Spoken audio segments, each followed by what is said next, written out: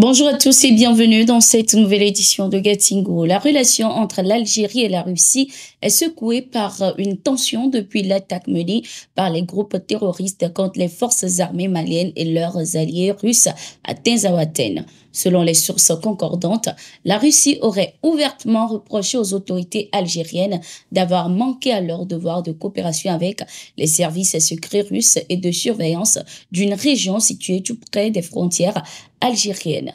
Moscou soupçonne même Alger d'avoir emprunté son espace aérien sous pression américaine pour l'acheminement d'une brigade des agents paramilitaires des services ukrainiens jusqu'au nord du Mali.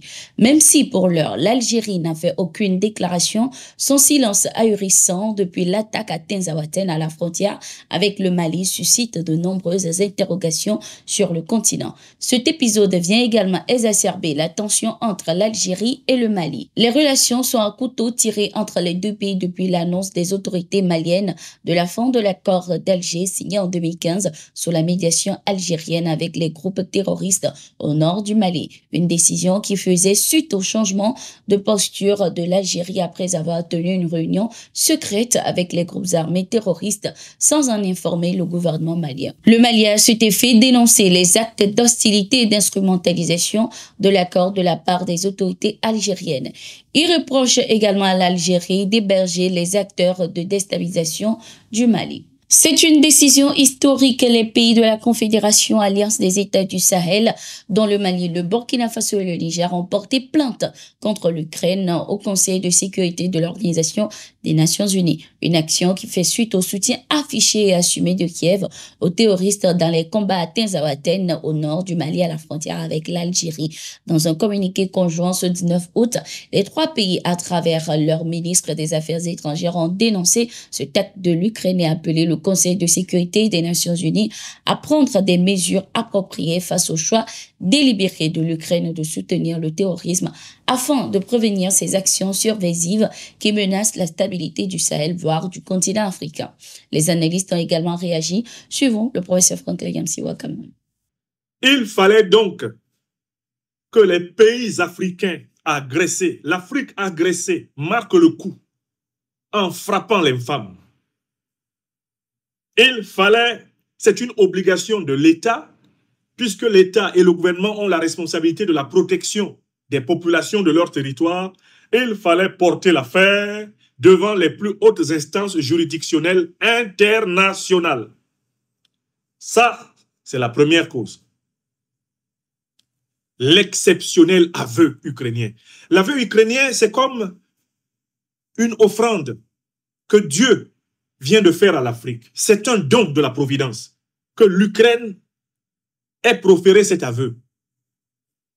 Parce que jamais puissance occidentale ne s'était permise, depuis l'assassinat conjoint de Kadhafi par l'OTAN, à la tête de laquelle les États-Unis d'Obama, la France de Sarkozy, la Grande-Bretagne de David Cameron, aucun État occidental ne s'était permis d'assumer qu'il mène des actions terroristes en bonne entente avec Al-Qaïda et l'État islamique. L'Ukraine est cet État occidental qui est venu livrer littéralement l'Occident. Livrer l'Occident en plein jour. Comme poussé par la puissance de la Providence. Puis poussé par la puissance immémoriale des ancêtres angélisés de l'Afrique éveillée. L'Ukraine a vomi le venin qui était entre ses entrailles. L'Ukraine a avoué ce qu'aucun de ses partenaires n'a osé avouer. Aucun de ses tuteurs n'a osé avouer. L'Ukraine a dit, et elle s'est réjouie, elle a dit, nous avons tué des Maliens et leurs alliés russes au Mali dans une opération conjointe avec les groupes armés terroristes. L'Ukraine l'a assumé. Il fallait donc assumer une plainte en bonne et due forme afin que les générations actuelles et futures ne jugent pas que les gouvernements du Mali, du Burkina Faso et du Niger s'étaient comportés comme des lâches lorsque l'ennemi s'était affiché à ciel découvert. Notons que le Mali et le Niger ont rompu leurs relations diplomatiques avec l'Ukraine. Même si officiellement Kiev a nié ces accusations, des sources ont confirmé l'existence de contacts entre les autorités militaires ukrainiennes et les groupes armés terroristes au nord du Mali. Une délégation du Parlement de la Communauté économique des États de l'Afrique de l'Ouest, CEDEAO, sera bientôt dans les pays de l'Alliance des États du Sahel, notamment au Burkina Faso et au Mali, pour mener des discussions avec les autorités de ces pays. Il s'agira de convaincre ces pays à revenir sur leur décision de retrait. Nous allons leur ouvrir les portes pour qu'ils reviennent dans la famille. Nous avons besoin d'eux, a affirmé le vice-président du Parlement de la CEDEAO, Benjamin Kalou.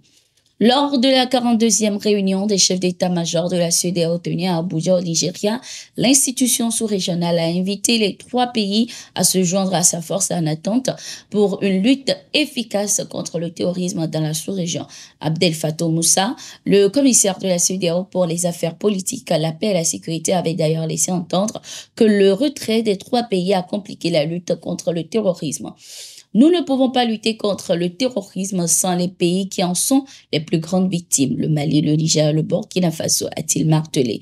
La réintégration du Niger, du Mali et du Burkina Faso dans la CEDEAO est nécessaire pour vaincre l'insécurité croissante qui ravage la région, en particulier l'insurrection. Nous savons que ces 3 pays ont décidé de se retirer. Nous faisons tout notre possible pour qu'ils reviennent au bercail, car nous savons qu'eux-mêmes seuls ne peuvent pas y résister. Et nous savons que s'ils tombent, cela nous entraînera également vers le bas, a précisé le général Moussa, le président des chefs d'état-major de la CEDEAO.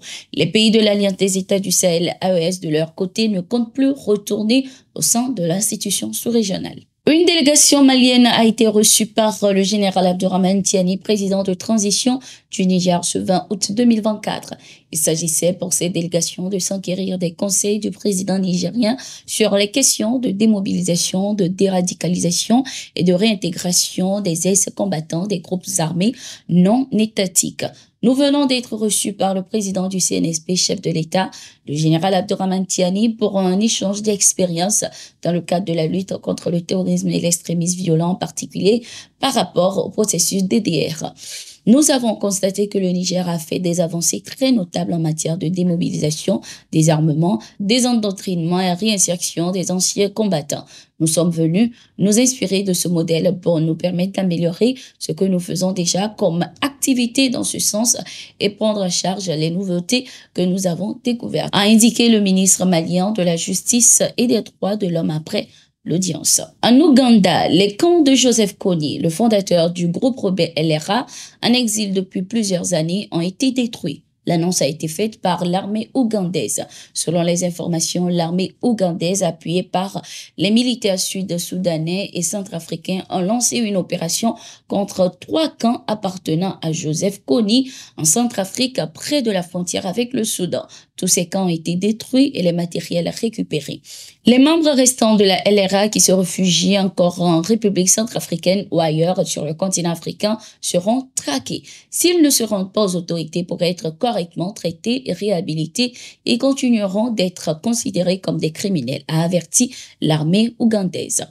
Joseph Kony a mis en place le groupe rebelle Lord Resistance Army en Ouganda en 1986 pour renverser le président Yoweri Museveni et instaurer un régime fondé sur les 10 commandements de la Bible. Cette rébellion a été responsable de la mort et l'enlèvement de plusieurs centaines de personnes. La semaine dernière, Thomas Coelho, l'un des commandants de cette guérilla arrêtée il y a 15 ans, a été reconnu coupable de crimes de guerre et de crimes contre l'humanité. Merci d'être resté avec nous. Nous sommes arrivés à la fin de cette édition. Nous sommes en continu sur nos différentes plateformes et sur notre site d'information, le www.toafrica.com.